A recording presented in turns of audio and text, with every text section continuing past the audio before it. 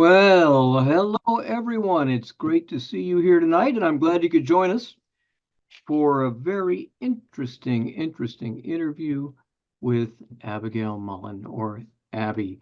And Abby has written an amazing book called To Fix a National Character, and fix does not mean repair. It means to set. Abby, nice to see you, and thanks for joining me. Say hi to the world. Thank you for having me. I'm really excited. I'm not surprised. I'm not surprised. So anyway, my friends, we are here in number 25 of our sea stories. If you can believe it's gone so quickly. And we're going to go through a few housekeeping things before we get too far along. I want to make sure that everything's working. And if you all would just type in where you're logging in from. I'm going to start off right here.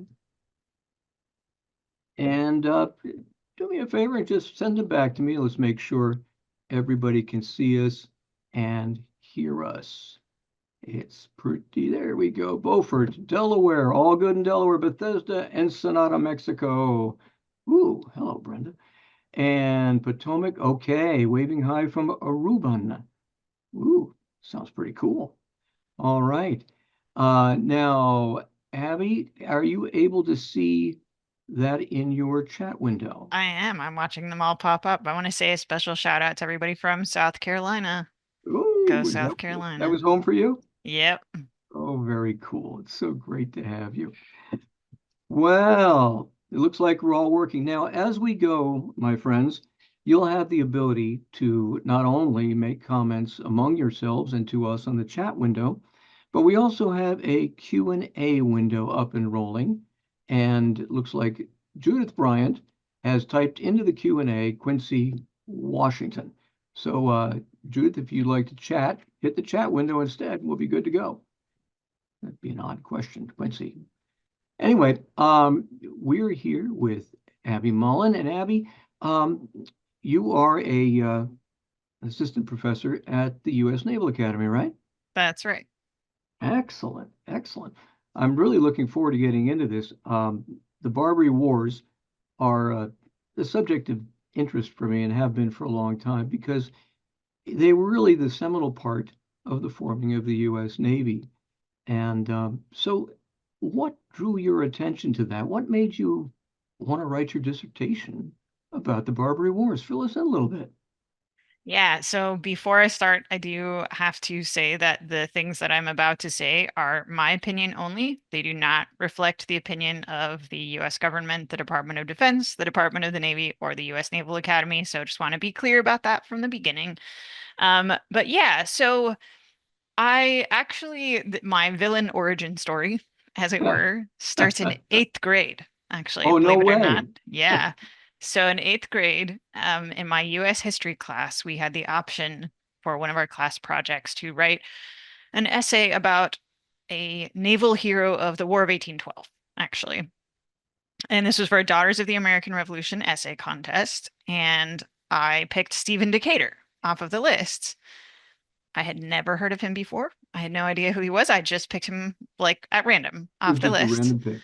And so I got to learn about Stephen Decatur, which was lovely. And of course, he has an important role in the War of 1812, but he is most famous for an event that we'll talk about a little bit later tonight Yeah. in the First Barbary War. And I am sorry to tell you, I did not win that competition, but I did get honorable mention.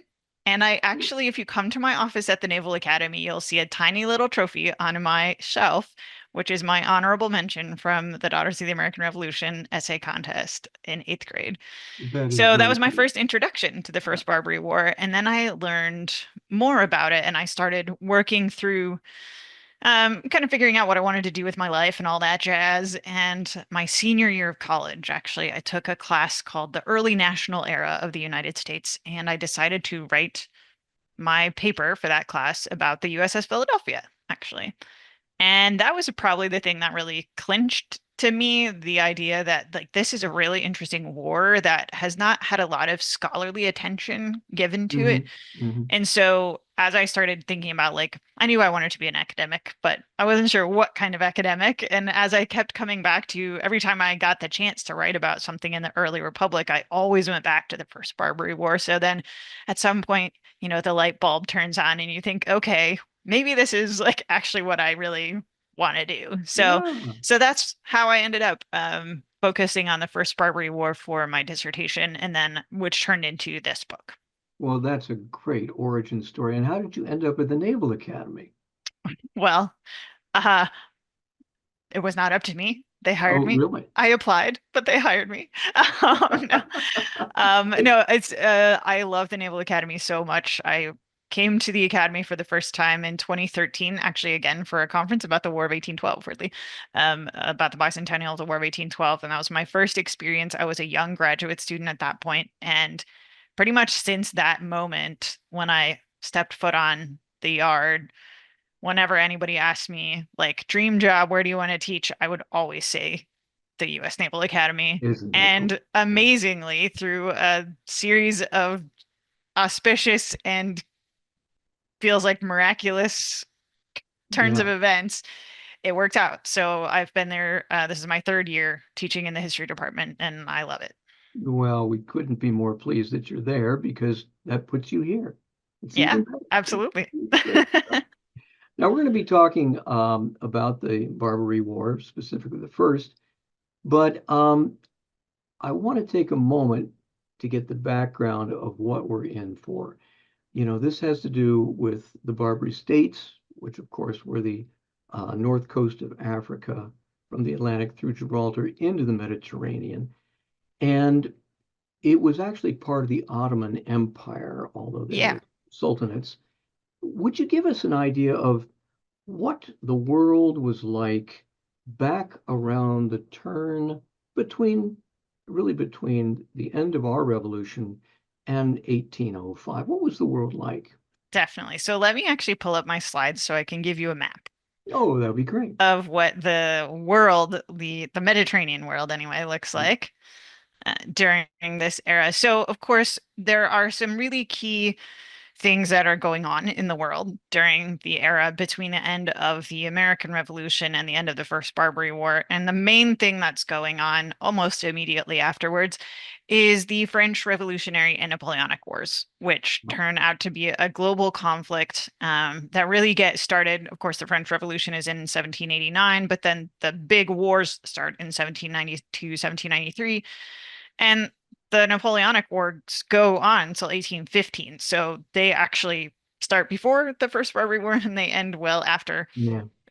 So the map that you're looking at here gives you a sense of what the lay of the land looks like in the Mediterranean. And the Mediterranean is really important for the United States because the United States actually has a pretty robust trade with the Mediterranean during the beginning of the Republic era. Hmm. And it is a complicated situation because there are these four Barbary states, and they're labeled here as Morocco, Algeria, Tunis, and Tripoli. Um, and three of the four of those states are dependencies of the Ottoman Empire. So Algiers, Tunis, and Tripoli are all dependents of the Ottoman Empire. Morocco Hmm. is its own independent country. And so these states all have a few things in common. One, they're not very powerful. They don't have big armies, they don't have big navies, but they do have something, and that is they have good location in the Yeah. Mediterranean. Location that means that they can affect what's going on in the Mediterranean in a way that is sort of outsized compared to their actual power. And the way they do this is they essentially have this system whereby they say, we will not attack your ships if you want to trade in the Mediterranean if you sign a peace treaty with us. And that's all lovely. And like, that's how we usually do peace, right? We sign treaties. But the difference is these peace treaties almost always include an exchange of money. So I like to call this a little bit of an extortion racket. It's a nice ship you've got there. It'd be a real shame if anything happened to it, sort of situation. I think you're right about that. And so each of these four states has been doing this with European nations for centuries by this point, for a couple of centuries in the current system that's in place in 1801, but even further back than that. Yeah. And I so, saw 1600 mentioned. Yeah. yeah, exactly. So we do have a lot of um, political machinations going on across these four Barbary states, but they're all still in a situation where these treaties have to work in order for them to be able to make money, in order for them to be able to survive. So they make their money off of what is often called piracy. It is not piracy. It's really, I told you I was going to say this. It's I really know, yeah. important that we do not talk about this as piracy because piracy, the implication of piracy is that it is outside of a legal framework and that it is indiscriminate. And that is not what is going on here at all. So these states, by and large, do respect the treaties. So if they have a treaty signed with France, for instance, they're not going to attack French ships. If they have a treaty signed with Great Britain, they're not going to attack Great Yeah. Britain. And there are laws that they have to follow about what makes something a lawful prize or not. And they, by and large, they do follow them. So even though the Europeans call them pirates and they make noises about how they're being piratical, it's only because they don't like that they're so good at their thing that they're doing. It's not because they are actually pirates. Piracy is in the eye of the beholder, Well, but this this is is a yeah. letter of marque type thing, isn't it? Yeah, and even some sort of you could call, especially Algiers, you could call what they have even a navy because it's owned by the state and it is or there are some vessels owned by the state and Yeah. they are operated by the head of the state. So there's a mix between naval and privateer type vessels, but they're not pirates. So that's really important to understand this system because when you're dealing with someone that you can have diplomatic negotiations with, it's a different story than if you were dealing with pirates. And that's what the United States finds out. Now, Yeah. in the United States, though, the complication is that at the beginning of this period, when they first encounter the Barbary states, as these four states are called, their first encounter with them is in 1785. Now, Right. a few bad things happen in 1785. Here's my little visual for you. That's the port of Algiers. Yep. And Algiers is actually the one that causes the problems and at the beginning. So even though we're going to talk about Tripoli, Algiers is the one that causes the problems. Well, this is So right inside Gibraltar. You this is right. Yeah. So it's sort of, if you see the label yeah, Algiers there, it's just, yeah, a little bit into to the east. yeah. So this is the port of Algiers. Algiers is the most powerful of the four states. And in 1785, they take two American ships. And that freaks Americans out a little bit because up to this point, of course, they've had the protection of both the Royal Navy, but also the protection of those treaties that are signed by the British. And now they're a new baby, brand new nation, and they have to figure this out on their own, and they're not ready to do that yet. So the two ships that are taken, they're the people who are taken into captivity as a result of those two captures spend 10 years in prison Yeah. in Algiers. Yeah. But the document you have there, that is the solution to this problem, or at least one of the solutions. In 1794, finally, after some depredations become too extreme, the United States Congress passes the Naval Armament Act, which is the foundational document for our modern US Navy. There's an unbroken line from the ships that are built by the Naval Armament Act. And there really is actually an unbroken line because one of the very first ships that gets built, one of the 6 frigates that is authorized by this act, of course, is the USS Constitution, which is still in the fleet. So there is literally an unbroken line. And so in 1794, the United States creates a navy. But they also try to negotiate with Algiers. They send negotiators throughout the time period of those 10 years, and they all either are terrible at their jobs or they die. But finally, in 1795, they successfully sign a treaty with Algiers, and then they sign a treaty with Tunis and Tripoli over the next 2 years. And so then it seems like everything's going great. And Yeah. by 1797, everything's squared away, except for then Tripoli starts to get a little antsy because they see the amazing things that Algiers has been promised, a huge amount of money, $1 million, and they want that for themselves. And they say, "Why are you treating Algiers so great when we're we're awesome too, aren't we?" Yeah. Well, it's And important to so, understand that at yeah, that time in our country, we had very, very little money to very little spend money. on a navy. Yes. And so Yeah. when it came time to create the navy, it was a real political process, wasn't it? It was. It absolutely was. And the Naval Armament Act really represents a compromise between the navalists and the anti-navalists. So it's not really a very big fleet at all that's authorized. It's literally 6 ships.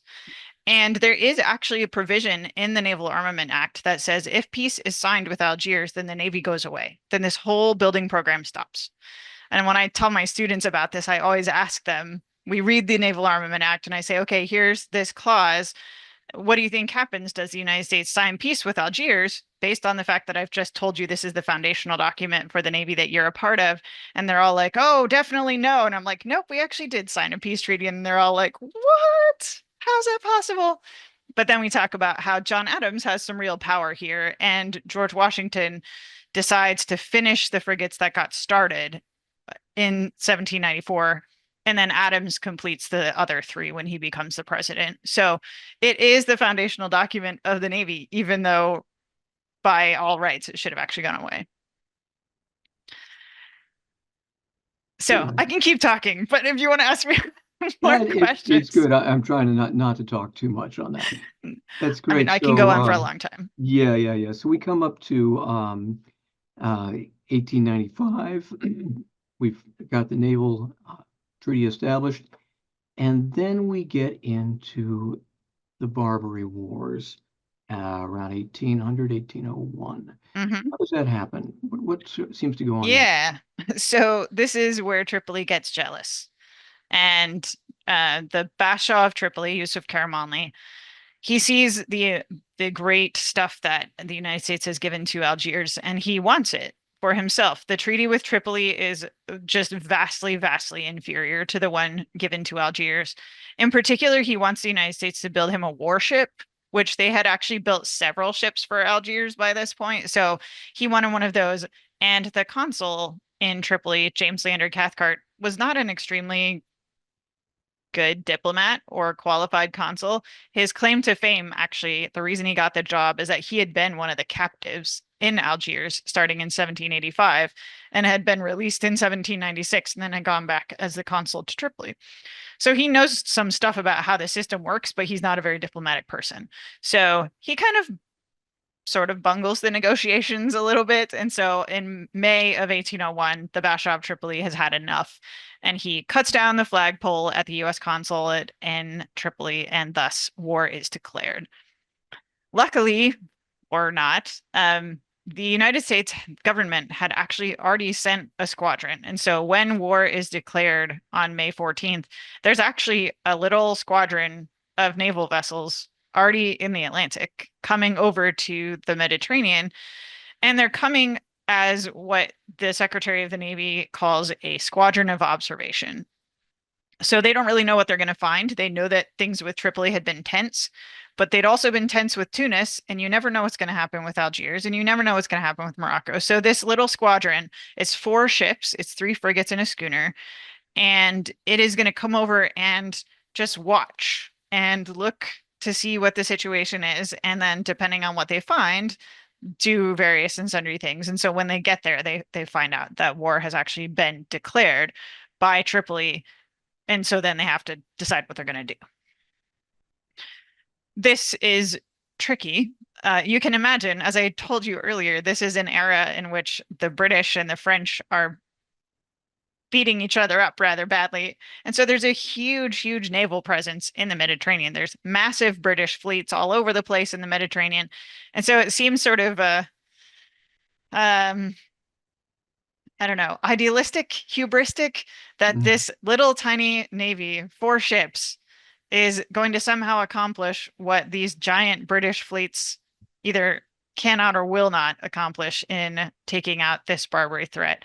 And so they're not super good at their job, to be totally honest, partially because they don't really know how to do it. This is really the first time that the US has had an opportunity to do something like this. So it's not the first time the Navy has fought, because the Navy actually did fight against France during the Quasi-War between 1798 and 1800, but that was like really a mess. And so this is their first chance to work as a team, and they don't really know how to do it.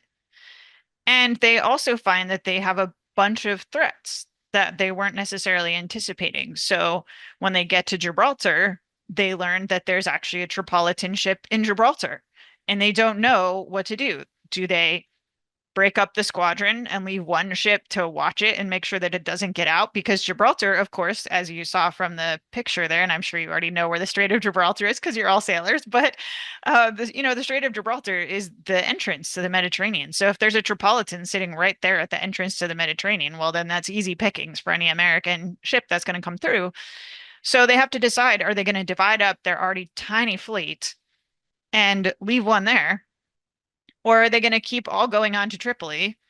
And oh, by the way, they also have to figure out where they're going to get supplies. Where are they going to get water? Where are they going to refit? Because traveling across the Atlantic, as you know, can be a chancy business, and masts break and sails get torn and stuff like that. And they need places to refit. And they don't have any bases. There's no American presence in the Mediterranean, which means they have to figure out how to do all of that kind of Mhm. on the fly Mhm. without a lot of intervention from back home, because of course it's a 6 week journey from the Washington D.C. to Gibraltar. If you're lucky, it might be shorter, but it's usually 6 weeks is about right. Um, so you're kind of stuck with whatever you can piece together, and you have to make these decisions on your own. And so the Commodore of this original squadron, Richard Dale, he has to decide. He already has this very small squadron. Is he going to keep it together? Is he going to break it up? Is he going to be nice to the British, even though they're not, British aren't their biggest fans at the moment? Where are they going to do all of this work? And so the choice that he makes in this situation is he does leave a ship in Gibraltar to watch that Tripolitan ship, and then the rest of them go on.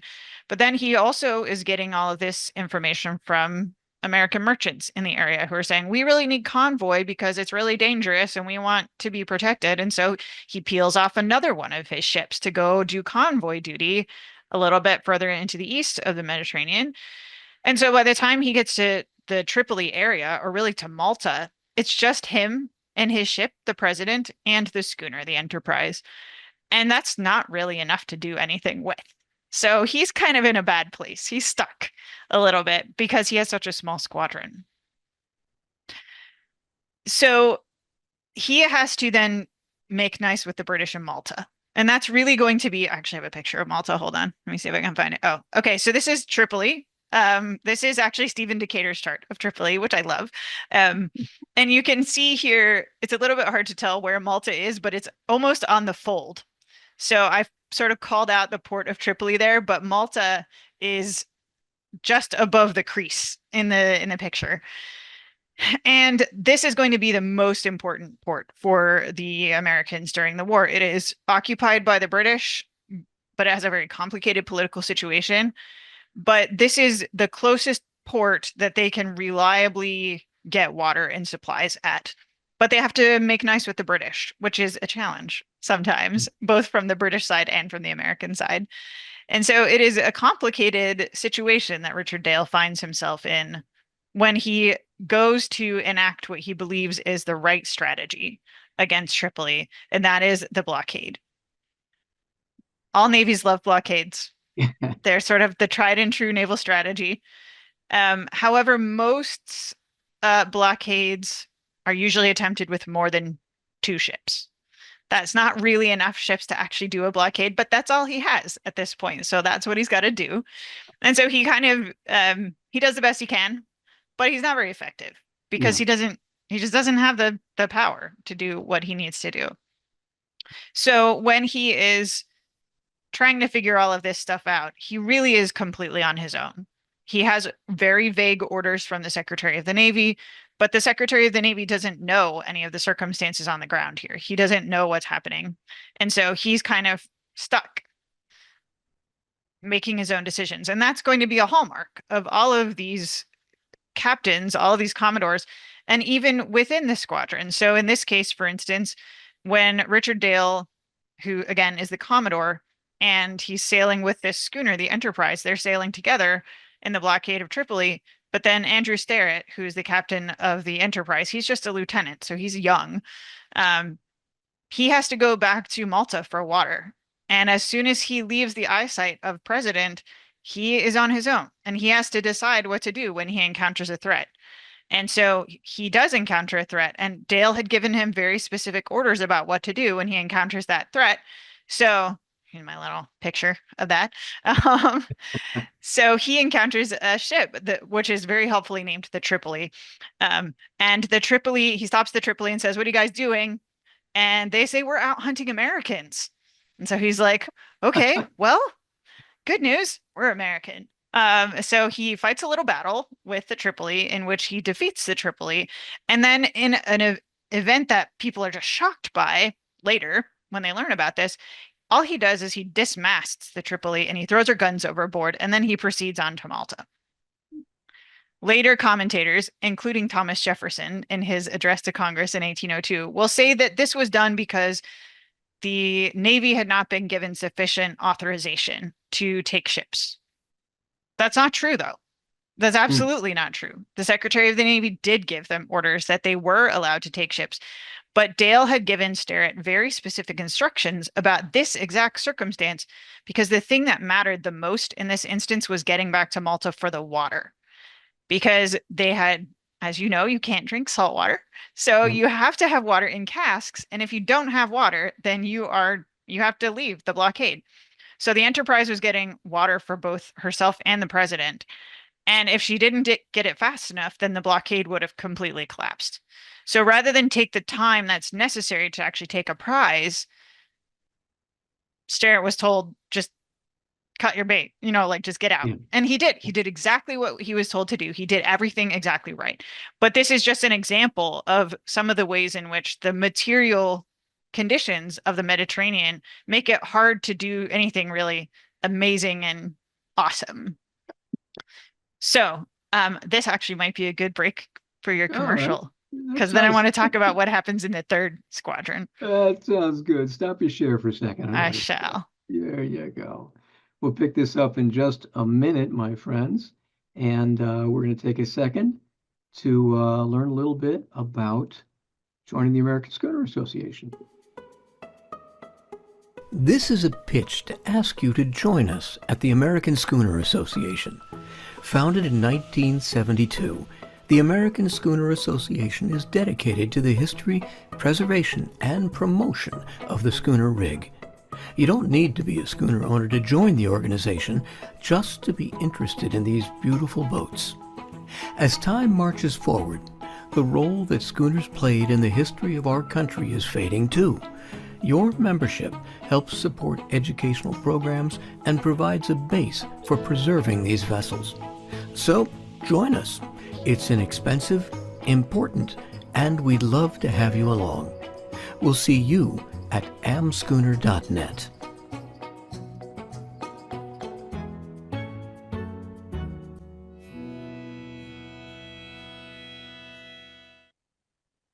And there you go, a little bit about the American Schooner Association, one of our sponsors. And if you'd like to join us, we'd love to have you. We've got Abby Mullen telling us a little bit about the First Barbary War. And Amy, Abby, if you pick that up again, please. Sure. So, my screen decided it wanted to reload while you're playing the commercial, so I'm going to let that keep loading back up. That's fine. Yeah. So we're going to skip the second squadron, not because it's not important. It's very important, but because it is traditionally panned as the worst one. And there's good reasons, because it was the worst one. So there's 4 squadrons altogether that come in succession over the course of the war. The first one with the 4 ships, the second one is under the command of a guy named Richard Valentine Morris, who was not a very good commander. He made some really interesting and complicated choices about what to prioritize, which I think are really important to understand, but they're sort of esoteric. So we're going to skip them so we can get to the good stuff. But the third Commodore, well, so the most important thing you have to know about Richard Valentine Morris is that at the end of his tour, he gets recalled to the United States to stand before a court of inquiry, essentially to get court-martialed for dereliction of duty. So that tells you something about at least how the Navy Department was perceiving how he did, even if some of it was not quite true, but that's fine. So the third Commodore, though, who relieves him, could not be more different than Richard Valentine Morris. And if you know anything about the First Barbary War or the early days of the Navy, the name might sound a little familiar, especially if you've ever been to the Naval Academy and been to our museum, because our museum is named Preble Hall after Edward Preble, who is the Commodore of that third squadron. And he has a very different approach to Richard Valentine Morris, whereas Morris had prioritized sort of passivity and diplomacy. Preble wants to just go knock their socks off. He wants to be aggressive. He wants to really show them, those Tripolitans, that he is gonna, really assert American independence and really show off what the United States can do. And he has an interesting problem, or not problem, but he has an interesting makeup of his squadron because he had been the beneficiary of some advice from a captain in the first squadron. The Secretary of the Navy had asked a captain in the first squadron, is this the right fleet composition? You have 3 frigates and a schooner. Is that the right kind of ships that we should be seeing here? And you all know, because you know about schooners, schooners are great because they're small. And this is what that captain told the Secretary of the Navy, that because Tripoli is such a shallow area, these deep draft frigates are actually too big. And so we need smaller ships. And so this third squadron is made up of 2 frigates and then 4 smaller ships, a combination of brigs and schooners. And that's all great. The first frigate that comes as a part of that squadron, Preble's ship is the Constitution, which we've already talked about a little bit. But the first one is actually captained by the man who gave that advice to the Secretary of the Navy. His name was William Bainbridge, and he was the captain of the USS Philadelphia. And he was sort of the front runner in this squadron. So he got to the Mediterranean before Preble got there. And Preble said, when you get there, you're going to be ahead of us. When you get there, go straight to Tripoli, essentially. And so that's what he does. He goes to Tripoli and he's sailing in conjunction with one of these smaller ships, a schooner, and it's all fine. He's doing the blockade. That's what he's supposed to be doing. But on October 31st, 1803, while he is chasing a small Tripolitan vessel that's trying to get into Tripoli, he sort of shockingly runs aground outside of Tripoli harbor on a reef called the Caliusa Reef. And that's a big surprise. They didn't know the reef was there. I'm sure you all know the importance of good charts, and they did not have a chart that had that reef on it. And so they run aground. And rather than try to fight off the Tripolitans, because Bainbridge and the officers decide that it is not worth it to try to fight because they can't raise the ship, so they're stuck. So rather than everybody get killed and lose the ship, they decide just to surrender, and then every one of those people gets taken into captivity in Tripoli.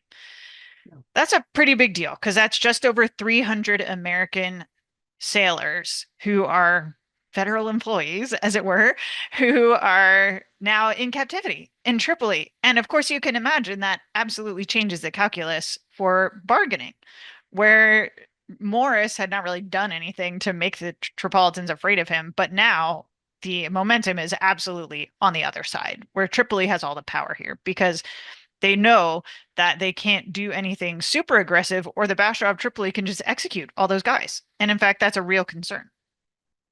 So they have to figure out what are they going to do to make that go away.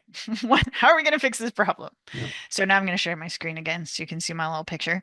Well, what they decide to do is they can't get the ship back.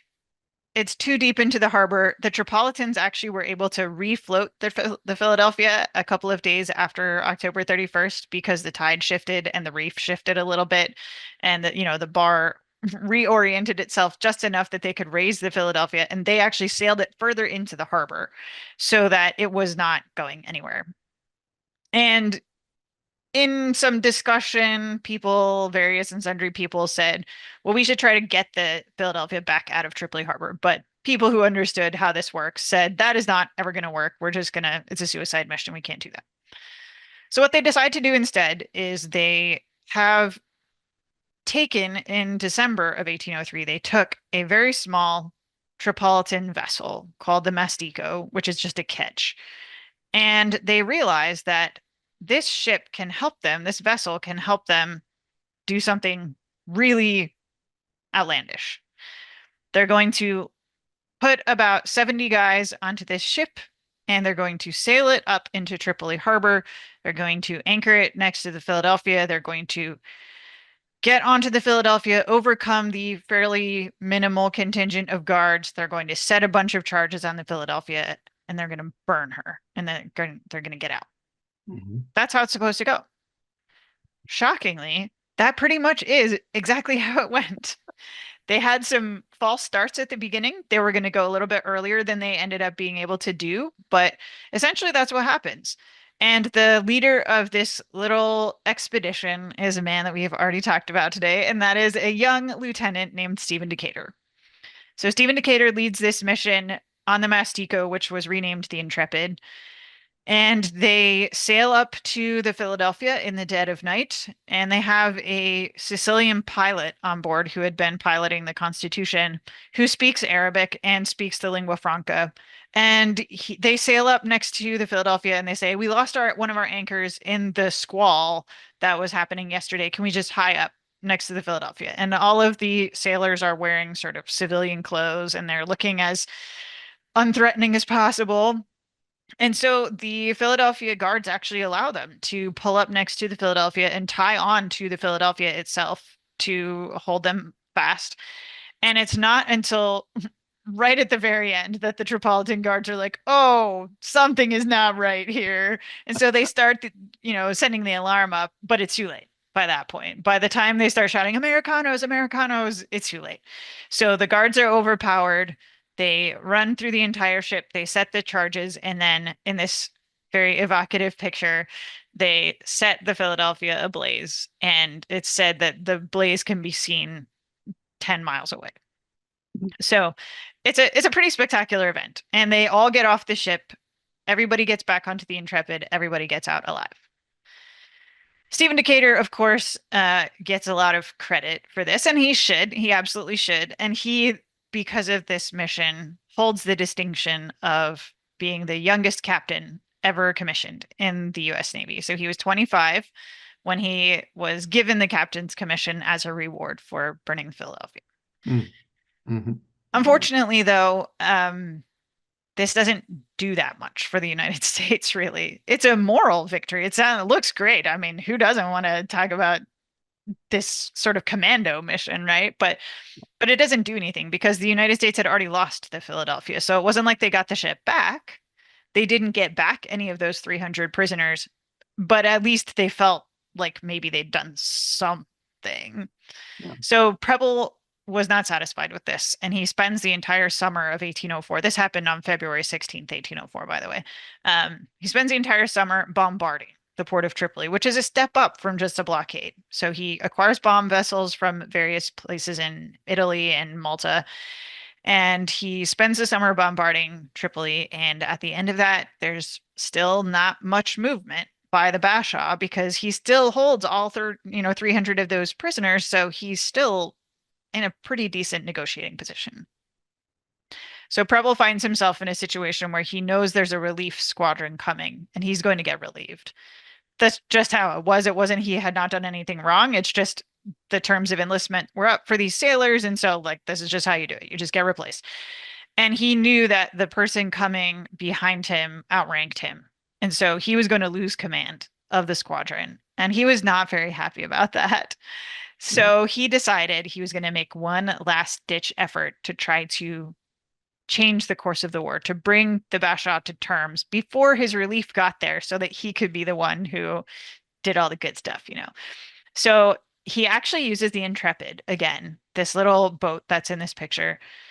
He asks for volunteers of a crew of about 13 guys.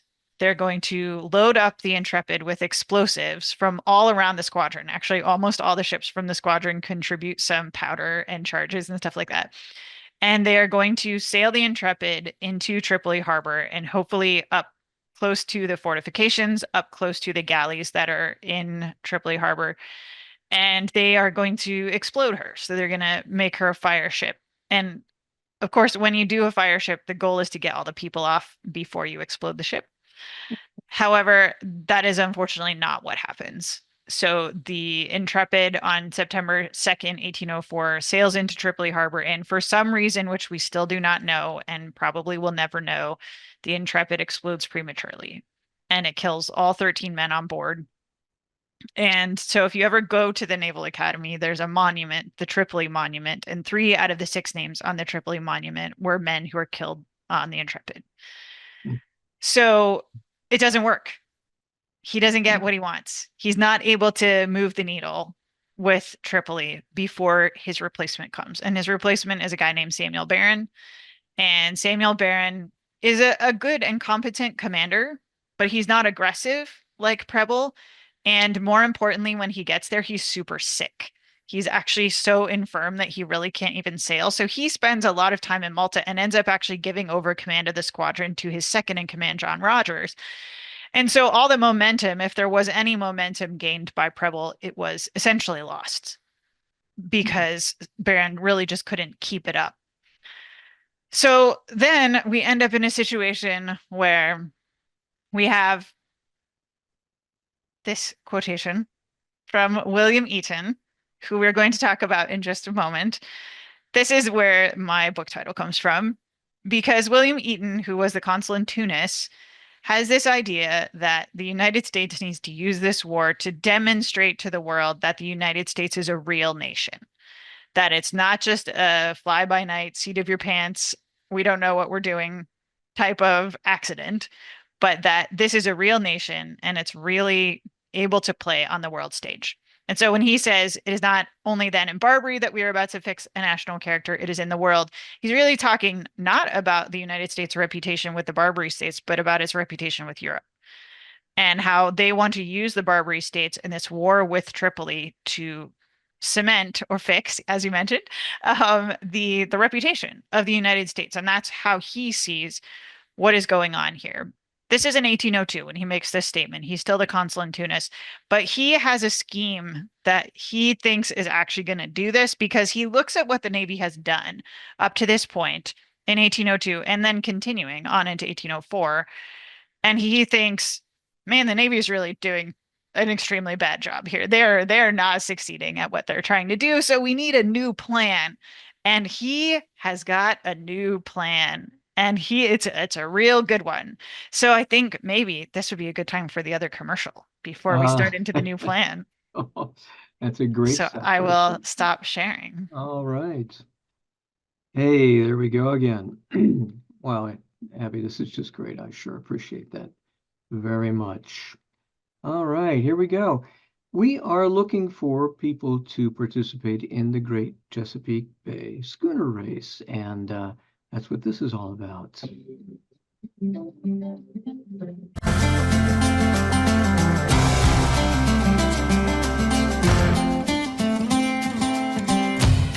It's a 127-mile overnight race from Annapolis, Maryland to Norfolk, Virginia. It's a celebration of a race to market from an age that has passed into history, a time when the Chesapeake Bay hosted passenger steamers and was peppered with working boats and pleasure craft, all under sail. This is an invitation to take part in a celebration, an invitation to get out on the bay, strut your stuff, spend time with friends, and put some wind in the sails of your beautiful boat. This is an invitation to join the Great Chesapeake Bay Schooner Race.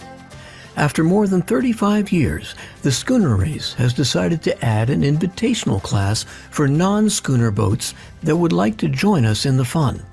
Now, whether you have a schooner or classic vessel that harkens back to that age of sail, we're inviting you to join us. This race runs the length of the bay, and participants encounter all sorts of different conditions. It's challenging, and it's a great deal of fun. From the parade of sail in Baltimore's Inner Harbor to the crack of the starting cannon off Annapolis to the early morning finish at Thimble Shoal Light at the mouth of Hampton Roads, this is a race designed to celebrate your rig, whether classic yawl, ketch, sloop, workboat, or schooner. It's a chance to test your skills and enjoy the camaraderie of new friends and old. It's a chance to be part of something big and something meaningful. As an invitational class, the criteria are simple. If you have a vessel, modern or not, which is reminiscent of the age of schooners, you are welcome to join us. In addition, if you or your organization have a mission compatible with ours, promoting awareness of the Chesapeake Bay's heritage and ecology, and or preserving these historic vessels, you'd be welcome to join us too. Applications will be considered by our race committee, and if they feel that your boat or organization would fit our parameters, you're in for a wonderful experience. Join us. Let's get your boat on the line. Or if you know of anyone else who might fit our criteria, send this over to them. Let's keep this great event alive, and let's give back to those who live along our shores. Join us for the Great Chesapeake Bay Schooner Race. It's a ride to remember. To find out more about the race and our mission of supporting not-for-profit organizations on and around the Bay, please visit us at gcbsr.org.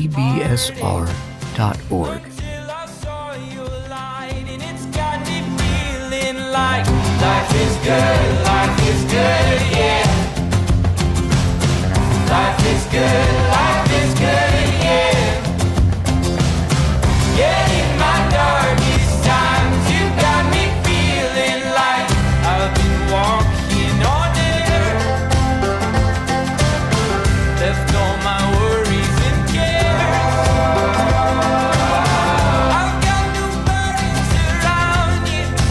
I don't care who knows I love you. 'Cause I've been so lost without you. And in my darkest times, you got me feeling like And there you go. So if you know anyone who might want to join the race, we sure would love to have you along. Well, we're back again with Abby Mullen. Abby, thank you for sitting through that. And My pleasure. we're coming on Eaton and his march, I believe. Yes, that is correct. So if you know anything about the First Barbary War, this is what you know. So if I've got any U.S. Marines in here, you can shout yourself out in the chat. This is your moment. This is your moment. So Eaton has this brilliant idea. He knows that Yusuf Karamanli was not always the ruler of Tripoli. And in fact, he had an older brother who he had initially worked with and then deposed. And that older brother was in exile. And so Eaton had this brilliant idea. What if the United States went and found Hamid Karamanli, Yusuf's older brother, and they convinced him that he really ought to be on the throne of Tripoli and they would help him. And if they helped him, then perhaps, just perhaps, he would give them a favorable treaty. So this is Eaton's plan. And he hatches this plan in 1801. So this is something he works on for the entire war. This is not something he invents in 1804 or 1805. He works on it the entire war. But it takes a long time because Hamid is a little bit flaky. And people tell Eaton this all the time. They say, Hamid is a little bit flaky. There's a reason he was able to be deposed by Yusuf because he's not very good at being a ruler. And he's like, don't care. We're going to make this work. Well, Eaton has a lot of challenges, but one thing you can say for William Eaton is that man never backs down from anything. So he decides he's going to make this work. And finally, Samuel Barron is going to be the first of these commodores who's willing to actually give him the naval support that he needs. So Preble had been kind of on board with the plan, but not enough to actually give him anything that he needed. Barron's the first one that says, fine, you can have the brig Argus and you can go find Hamid and we will sort of support you as long as we're not doing something else. So Eaton goes to Alexandria in Egypt, which is where Hamid is, to go find him. And this is a story with many twists and turns, which I'm going to leave out most of just for the sake of time. But alongside Eaton, he takes with him a few naval officers, a few midshipmen, one of which has to go home because he's a bad influence. And he takes one Marine Lieutenant, Presley O'Bannon, who I saw already got shouted out in the comments, Yeah. and 7 enlisted Marines. And from there, we have the fabled, famous march across the shores of Tripoli. However, as you can imagine, 8 Marines is not actually enough to do any fighting. So the force is slightly larger than that. It is more like 400 when they leave Alexandria. Hamet brings some people in. They also recruit some Greek mercenaries, they recruit some French cannoneers, and they recruit a bunch of Bedouins who come and join their army as a cavalry. They march across the desert of Alexandria, and their ultimate destination is the city of Tripoli, but that's 1,000 miles away. So their stop-off point is going to be the city of Derna, which is about 500 miles away. And the goal is to take Derna and then use that as their base of operations from which they can get to Tripoli and then put Hama on the throne. It's a 6-week journey. It is fraught with danger. There is mutiny all the time. It is dreadful. But by the time they get to the end of this battle, I'm going to share my screen again here so you can see my little picture. Remember, Eaton wants to establish himself and the United States in the world. And when they get to Derna, their force is a little bit over 1,000. We don't have a specific number. They get to Derna, the Navy is there to support them, and they go in. And this is a painting that if you have ever been to Quantico, may look kind of familiar. In this picture, you might get the sense that the only people fighting in this battle are the Marines. That is not true. I am sorry to tell you, but these 8 Marines and 1,000 of their best friends go and invade the city of Derna, and quite shockingly, they take the city in about 2 hours. So it is actually a huge victory for William Eaton, and it is an amazing end to this story, which at every single day felt like it was definitely going to fail.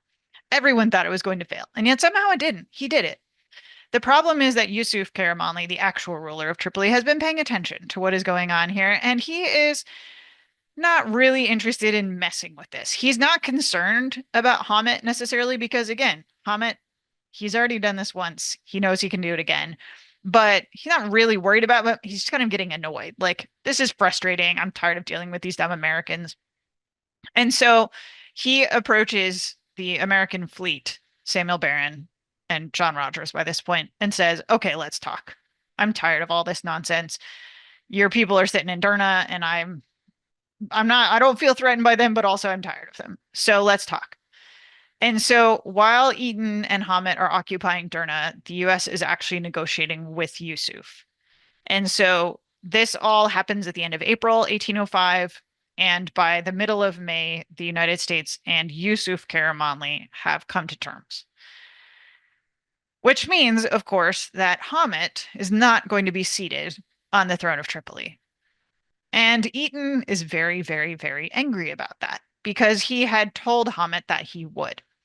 Now, everybody had told Eaton, do not tell Hamet that you are definitely going to put him on the throne because we cannot guarantee that. We are going to end this war however we can. Don't make promises that we're not going to keep. But he didn't listen to them. So he told Hamet, we're good to go. We're going to get you on the throne. So when that did not happen, when Eaton received orders from Samuel Barron to evacuate the city of Derna, to leave and take Hamet with him, he's not like, just leaving him to the wolves, but he's mad. And Eaton is actually mad about this for the rest of his life. He is furious at the US government for abandoning what he feels like was an ally. And you could certainly see his point of view. But you can also see Samuel Barron's point of view, which is that he told Eaton, Hamet is a tool here. We are using him, and we know we're using him. Don't promise him that he's anything other than just a means to an end. So by June of 1805, the United States has signed a peace treaty with Tripoli. And they don't get everything out of it that they had hoped. They wanted a peace treaty where there was no money exchanged. But of course, you still have those 300 Philadelphia prisoners that you have to deal with. And so ultimately, the treaty ends with an exchange of $60,000 to Tripoli from the United States as a ransom for those 300 prisoners. There's a prisoner exchange, which takes care of some of them, about 100 of them, but then the remaining 200 are essentially exchanged for $60,000. That's a pretty good deal, given the fact that the United States didn't actually make much headway against Tripoli ever during the war. But it's not the glorious victory that anyone was hoping for. It certainly doesn't set up the United States as some sort of dominant power in the Mediterranean, or certainly in the eyes of Europe, but it is a chink in the armor. It does make a difference, particularly for the people in the Navy, actually. So these names that we see in the First Barbary War, they come back again. You see them again in the War of 1812, where young lieutenants like Stephen Decatur are full captains in the War of 1812, or Isaac Hull, who was a master commandant. He is the captain of the Constitution in its fight against Guerriere in the War of 1812.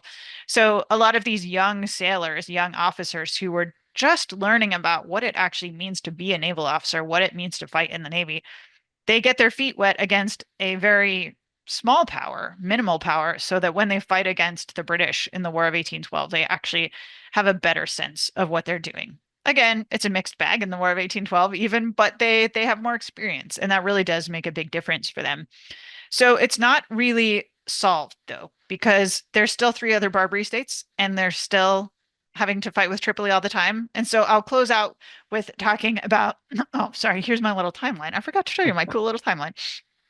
So we have all of these different events: war declared, the big moments, the capturing of the Philadelphia, but then the burning of the Philadelphia, and finally the peace being signed in June of 1805.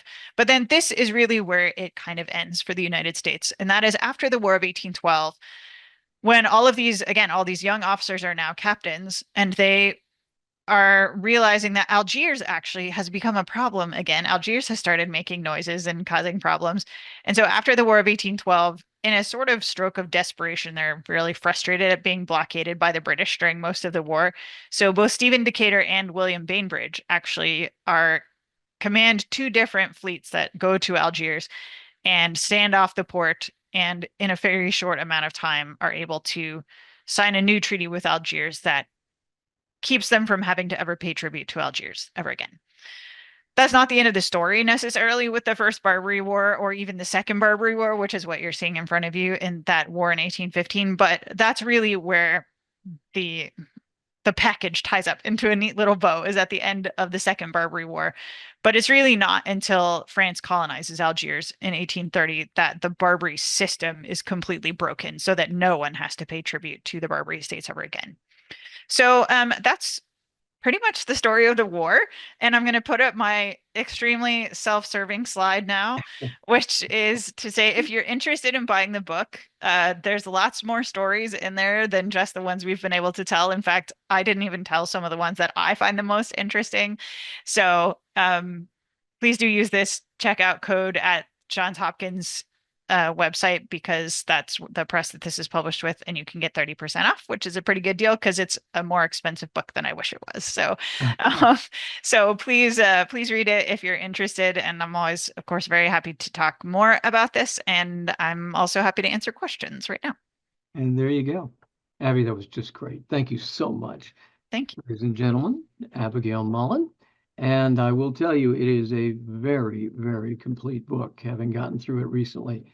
And you really did a heck of a job. Thank We you. are now open for questions. If anyone has any questions along the way, for Abby, this is your chance to ask them. And you did mention the Second Barbary War, which I think is interesting, which lasted, what, 3 days? Yeah, very short amount of time. Depends on how you count, but yeah, less than a month for sure. A pretty short war. Yeah. There we go. And Lynn McAfee says, thank you very much. I appreciate that. We're now taking a look at your chat windows and your Q&A. So send something in if you have any questions about that. There we go.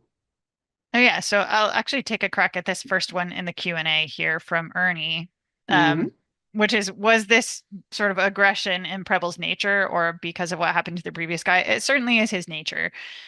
He didn't necessarily know everything that was going on with Morris at the time, because communications are so slow that it wasn't, Preble was already going to be sent even before Morris's full delinquency was revealed. So he was an aggressive person, but even so, he did not get to fight as much in the Quasi War as he wanted to because he actually had a very serious health problem or a series of serious health problems. And so he actually died in 1806 from the health problems that he was encountering during the early parts of the war. He should have shipped out a couple of squadrons before he did, but he couldn't take command of his vessel because he was so sick. So I think he wanted to make up for lost time a little bit. But he was a very aggressive person. He's from Maine. He's sort of a rough and ready Maine sailor, and And that's a good thing. yeah, from And Portland. that's a So good thing. yeah, Hey, take a moment to throw your slide up yeah, about yeah. Let me put it back Barbary up. Yeah, Wars. That's a great definitely. idea. Yeah. So you we can get the book at you can get it on any of your favorite large booksellers, but but it's published through Johns Hopkins University Press. So that's the best place to get it because that's where you can get the discount, which is cool. But also because it helps the press out, and I really am grateful to the press for having done so much work for me and getting Yeah. this book published. So if you can buy it straight from the press, it's a really good idea to do that. And like I said, you get the 30% discount. So what's not to like? All right, Drop hopefully over that your slide will Q&A, load. Abby, and you got a question there from Roger. Okay, I can't actually see the Q&A while I have my Oh, slide going. So can you know just what? tell me I'm what going it to read says? it to you. Yeah. Roger Phillips asks, were the Tripolitan guards on the Philadelphia also rescued by the Americans before the ship burned? Good question. No, is the short answer. This is actually an interesting question. There's some dispute about what happened to them. Some of them got off. A couple of them were killed, more than a couple potentially. And then later on, there's an accusation that Stephen Decatur actually had them killed, like murdered. Um, and Frederick Leiner has written an interesting piece. I think it's in the USNI Proceedings about the question about whether Stephen Decatur actually killed the guards, and not just at that point, but in a couple other places. I think the evidence is fragmentary and it's difficult to say for sure. I'd like to think that he didn't just order the murder of a bunch of people, but it's not beyond the realm of possibility. Yeah. But some of them did get off, and there were little boats coming out, so they were, yeah. But most of them died. Yeah. Pam Michaels asked, what's the size of frigates and schooners that went to Tripoli? What's the difference between those two? That's a great question, which I feel like I should defer to Duncan about because I am not a ship architect. So I can tell you how big they were in terms of their draft and in terms of how many guns they had. Well, that's a very good way to. Which is about all I know about them. I'm like, if I have the documentation somewhere that I could tell you their length and all that stuff. But so frigates are the US frigates that we're talking about usually have 44 guns, like the Constitution is a 44 gun ship, and its draft is about 17 or 18 feet. Yeah. So it's pretty deep. And 44s often actually carry more than 44 guns. They're rated for 44 guns, but they bring out bow chasers and stern chasers during the fight. So Constitution, for instance, often shipped more than 50 guns during an actual fight. The schooners are a little bit smaller. So schooners could be 20 guns. There are also a couple that have even fewer than that. So the Enterprise is a 12-gun ship, and that has a draft of about 10 feet. So it's quite a lot more shallow. It's a little bit easier to navigate in the Tripolitan waters. And then the ship like the Intrepid, the Ketch, is even smaller than that. I don't know if I know the draft of that one, but it's even shallower than the that's quite a shallow Enterprise. harbor, if I remember. Yeah, it's very shallow. The Tripolitans themselves are usually working with row galleys, so really almost flatbed, not exactly flatbed, but not a deep draft at all. So there's to account for the shallowness of the harbor. Yeah, they may draw 2 or 3 feet. Yeah, for sure. Let's see, what else have we got? Boom. What was the relationship between the Navy and the Marines in the early years of the U.S. military? Command and control is the question. Great question. So the Marines are essentially Navy policemen. So they are shipped on board naval vessels mostly to keep discipline on the crew. So they are the ones who are responsible for making sure people don't get drunk or clapping them in irons if they do get Mhm. drunk. They're the ones who stand watch for that sort of thing. Um, they are the sort of, I don't even call them an expeditionary force because that's not really a thing at this time. So the way that we perceive Marines now as being this expeditionary amphibious fighting force, that's not what Marines are doing at all. But they are often the ones shooting muskets or rifles during a naval battle. They often are not assigned to a gun crew, so they're not shooting the cannons. Usually, they're the ones shooting the small arms. Um, but mostly, they really are policemen. So that's really what they're doing. And if in boarding, they are often ones who go over to the ship that they're boarding. They're the Mhm. first ones over, or the ones shooting from the tops. So they certainly are an important part of a naval battle, but we really do not see, other than this moment in Derna, we don't really see Marines like splashing ashore, that sort of thing. That's Yeah. not really what Marines do. Well, Eaton took 8 from Yes, 8 Alexandria. total. Yeah. Yeah, 8 total. Says a lot. Yeah. Abby? All right, my friends, I want to thank you very much for joining us. Our time is up with Abby Mullen, but Abby, you've done a wonderful job here, Thank and you. we certainly appreciate the time you spent with us.